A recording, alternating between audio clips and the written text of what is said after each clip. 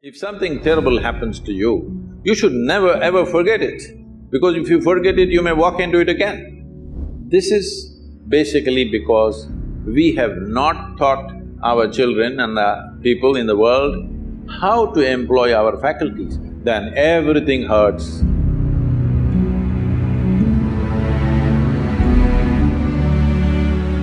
My next question to you, Sadhguru, is when something bad happens to somebody and we know that it's always on their conscience, they're thinking about it a lot of times, but eventually there comes a point where they are ready to let it go.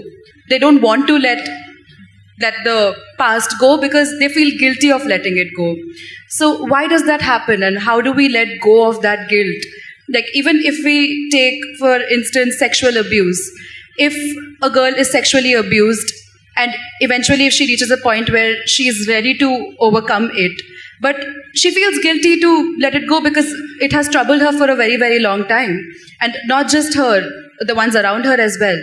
So is it right to let it go at that point, or how does one deal with a situation like this? See, I think this struggle is coming from a misunderstanding that something either unpleasant or terrible that one may encounter in one's life, it can just happen to anybody in so many different ways. If it happens, people think they must forget it. No, you should never forget it. If something terrible happens to you, you should never ever forget it, because if you forget it, you may walk into it again. But we must know the distinction between what is memory and what is living. You are living. Memory is a dead memory, you're supposed to use it as wisdom to see such things don't happen to you in your life. But it's a fact that for most people, what happened 10 years ago, they still suffer. What may happen day after tomorrow, they already suffer. Yes or no? What happened 10 years ago or even 10 days ago does not exist right now, does it? Does it? No. What may happen day after tomorrow does not exist right now, does it? No.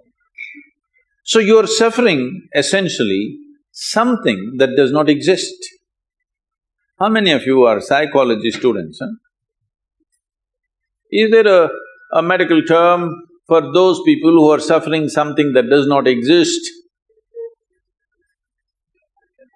No, don't tell them please, they'll suffer that. If you are suffering something that does not exist, on some level it means insanity, isn't it? This may sound very cruel to you right now when I say this, because, oh, I got my pains. See, you're carrying your pains like badge, don't do that.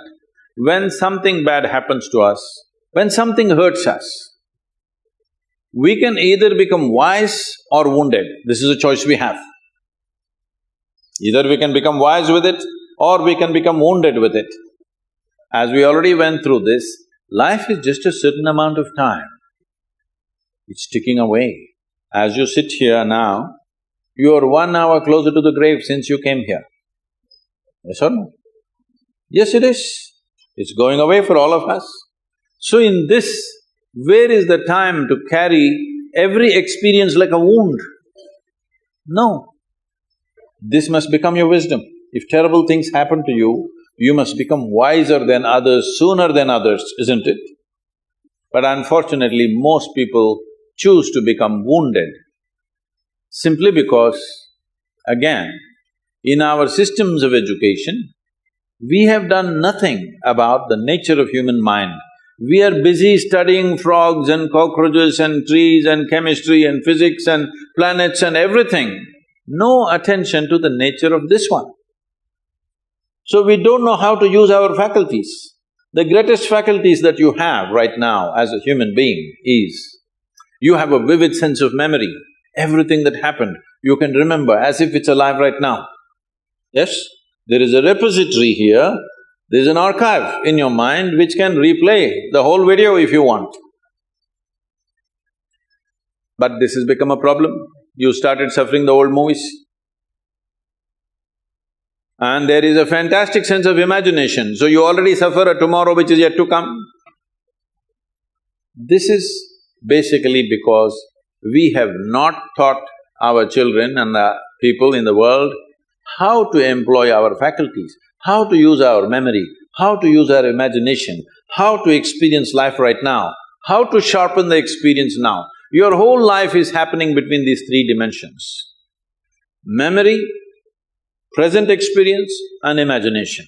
This is your life, isn't it? These are three dimensions. We call them trikala, three dimensions of time. All your experience of life is happening here. But if you lose distinction between what is past, what is present, what is future, then everything hurts. For not everybody terrible things have happened. Unfortunately, for a few people they have happened. But the rest of the people are simply suffering something, isn't it? Because it's fashionable to suffer. People think if they're suffering, they are very intellectual, they're very profound. No, it's just stupid because you're suffering something that doesn't exist. You're not suffering what's happening right now. You're suffering what happened yesterday and you're suffering something that may happen tomorrow already. So this madness has been encouraged simply because we never train people how to use their faculties. Do you agree with me that this human machine that you carry and I carry, this is the most sophisticated machine on the planet? Hello? Have you read the user's manual? User's manual, have you read? No. When are you going to read it? On the last day?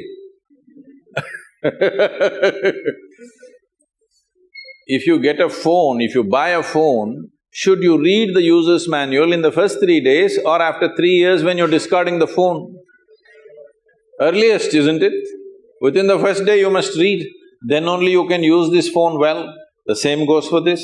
If you do not understand the nature of what this is, how will you put this to use? It is consuming you, your own intelligence is consuming you. You can call it stress, anxiety, pain, suffering, whatever. Essentially, your intelligence is turned against you, that's all the reality is. If your intelligence was working for you, taking instructions from you, you would keep yourself blissed out, wouldn't you? Hello? Your intelligence is turned against you. Why has your intelligence turned against you? That's what you need to look at, not about carrying these things that have happened which should not have happened as badges in our life. This may get a lot of women against me.